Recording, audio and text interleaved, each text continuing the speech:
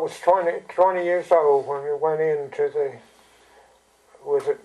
drafted into the Army, and it was in October 1942, and we took our basic training in Camp Atterbury, Indiana, which at that time was a brand new camp. And after basic training, we went on maneuvers down in Tennessee. It was close to Nashville, Tennessee, and then in a short time after that, we were sent to Camp Breckinridge, Kentucky, and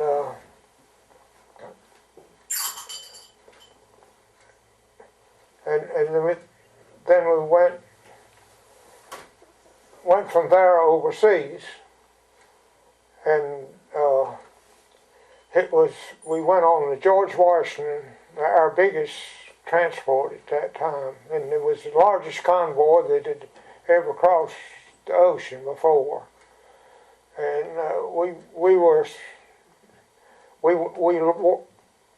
a long route. It took us 9 days to go across, to dodging German submarines. But the German, this one submarine got into the convoy, but he didn't do any damage. And we landed in England, and then they sent us to Wales. That's where we stayed until we went in combat. We went into Omaha Beach 14 days after the invasion, and it was dead laying everywhere, and there's so much dead that we had to load them up and on a truck and haul them back to grave restoration. Well, we had real high casualty, even though we wasn't in the invasion. We had real high casualty. As well as I remember, it was 103% wounded and killed. Well, when they had a breakthrough there in Normandy, and they sent us in to hold a pocket of Germans. It was 60,000 of them in Brittany. Had they known we were scattered over such a wide area, and had they known it was that many of us, they could have run right through us, but they never did. But then a division came from the States, and they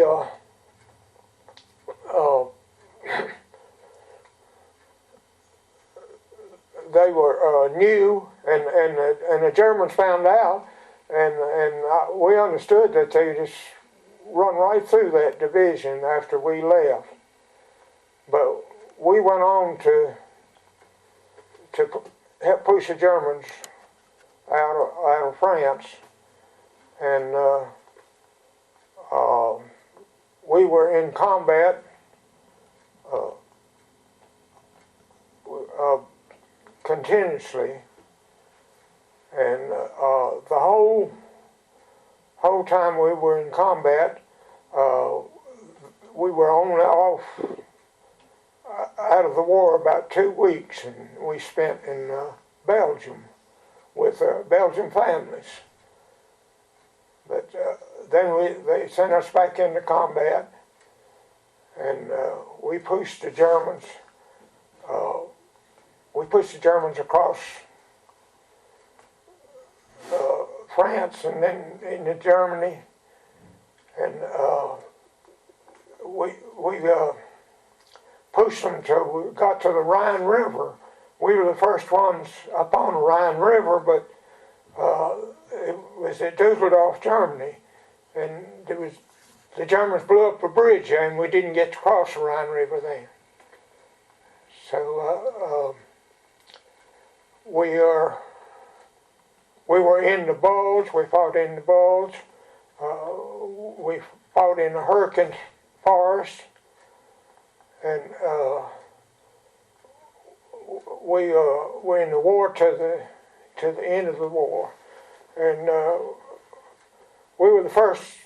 I understand we were the first American outfit that got to the Rhine River, and when towards the end of the war, we were the only outfit. We crossed the Moselle River, and we got the closest to Germany of any American outfit.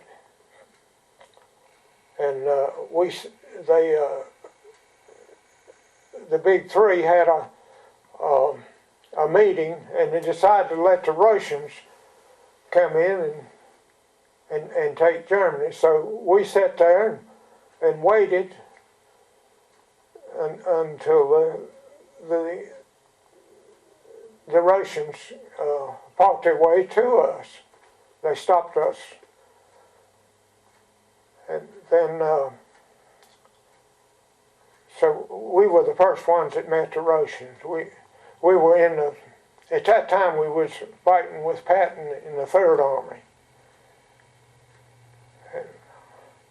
but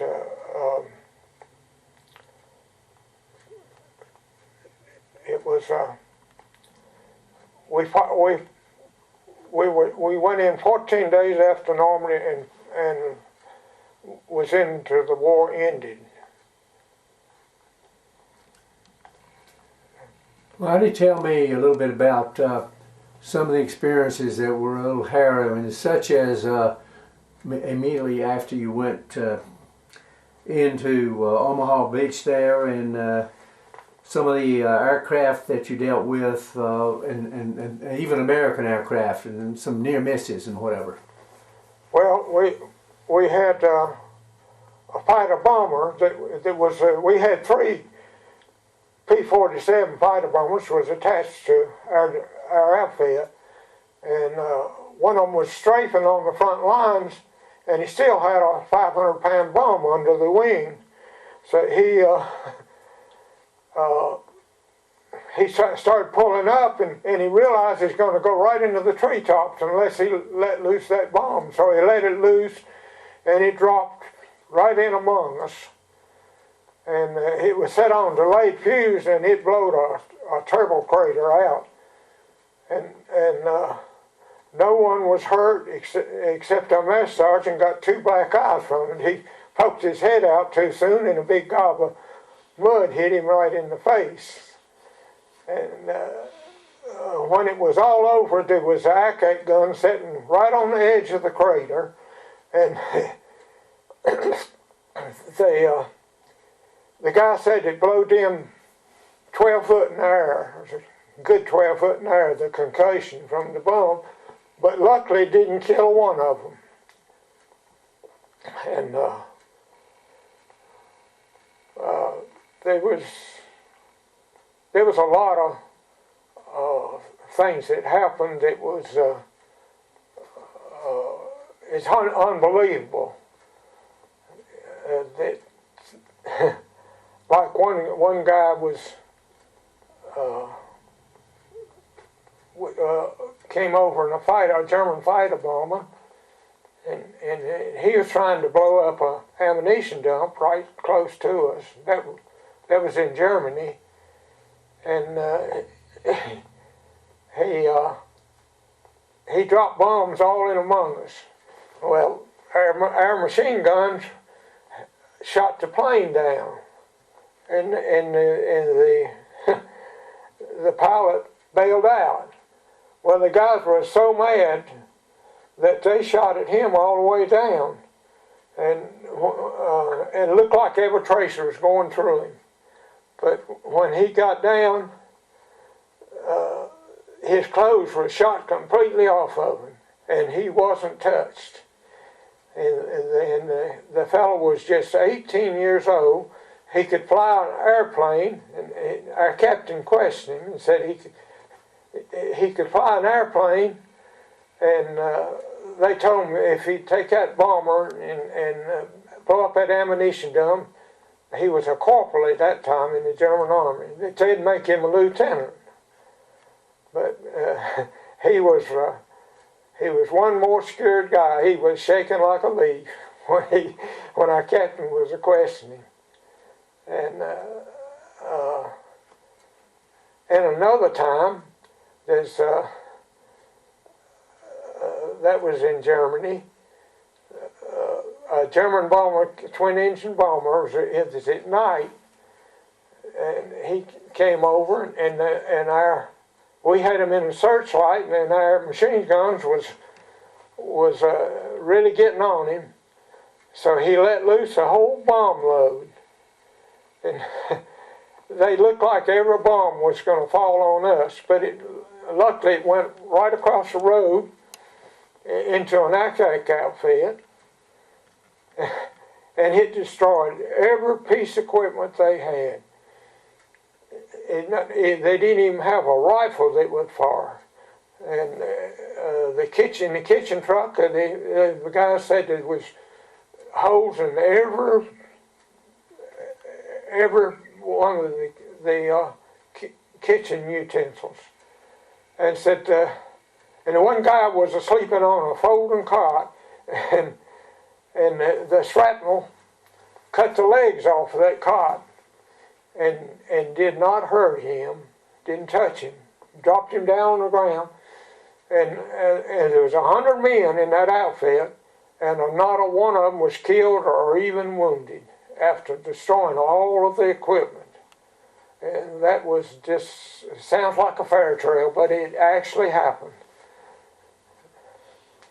And, you think of any other things particularly? Let's see, when did you come out of Germany and come back home? I came back in 1945. So you actually came back shortly after the war was over? Yes. Uh-huh. And do you remember what month that was? December. December of 45. December 45. And you were discharged then in December of 45? Yes. Discharged from Fort Bragg. Uh-huh. Yeah.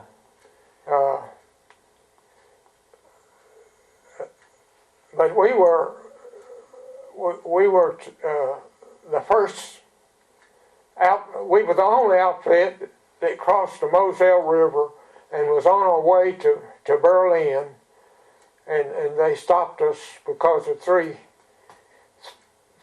big three leaders had a meeting and decided to let Russia take Berlin. And so we sat and waited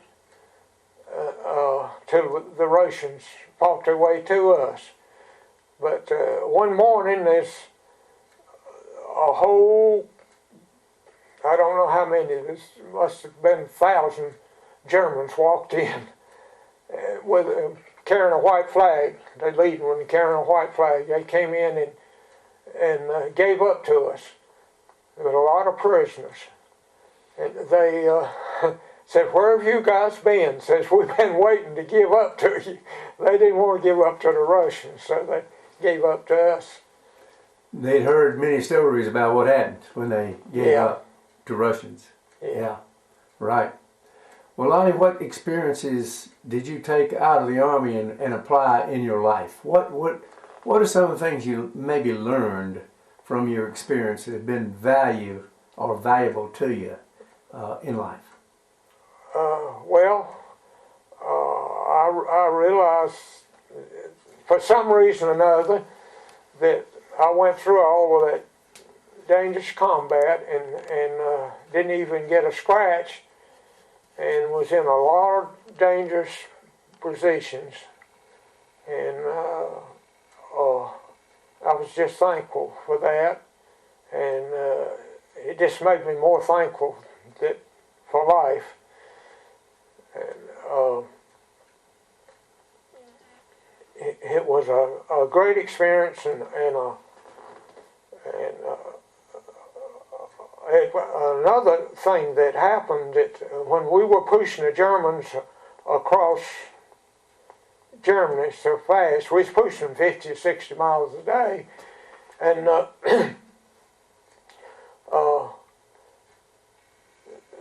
as we was going along the road, these prisoners that the Germans was trying to take along with them, our prisoners, it was Americans, it was English, it was a mixture of all nationalities that fought in the war. And they were taking them along with them, but we got so hard on their tail that they had to leave them. Well, they were coming out of barns, they were coming out of the woods, they were coming out everywhere. When the first one I seen was a fellow came out of a barn. And I says, who in the world is that? There wasn't nothing but skin and bones. It was starved. And I found out later that I think pretty sure that was D.P. Henderson. He was a prisoner of war at that time. And he and I later on worked together for several years in the business. And we've been working together for probably 15 years. And I just happened to mention about seeing all those prisoners. We were releasing all those prisoners.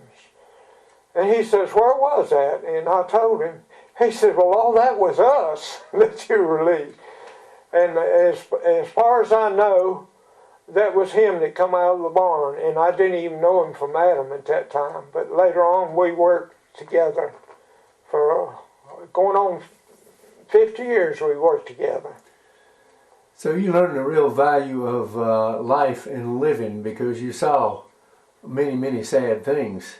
And you saw what devastation can do in a country and what war can do. Yes. I was just thankful for life. And the fellow that was shot down in the plane and wasn't touched and his clothes shot off of him, I've often wondered what happened and what he did in life, because he was certainly left here for a reason. That's really an amazing story. It's Well, Lonnie, I tell you, this has been a joy for me, and I appreciate the comments you made here, and we'll what I have to say is purely and simply this, that there's so much that we owe in the way of a debt of gratitude to so many people, and I just hope that not only for me, but for so many people, that we really come to grips and understand that freedom is not free. It costs a great price. That's very true, yes. And people pay sacrifices, wounded, and many of them gone, and you've seen that. I seen, we moved into the Hurricane Forest and to relieve a division. And as we were going in the forest, it was dead stacked up on ricks of dead. On one side, Americans on one side of the road, and Germans on the other. And I'd say there was a rick of Americans a good 100 foot long, and they were piled up like cordwood. That was just men that they hadn't got around to burying yet. And it was really something to see. It's sort of unbelievable that many got killed in that one battle, but it actually happened. I seen them with my own eyes. There was Germans on one side of the road and Americans on the other.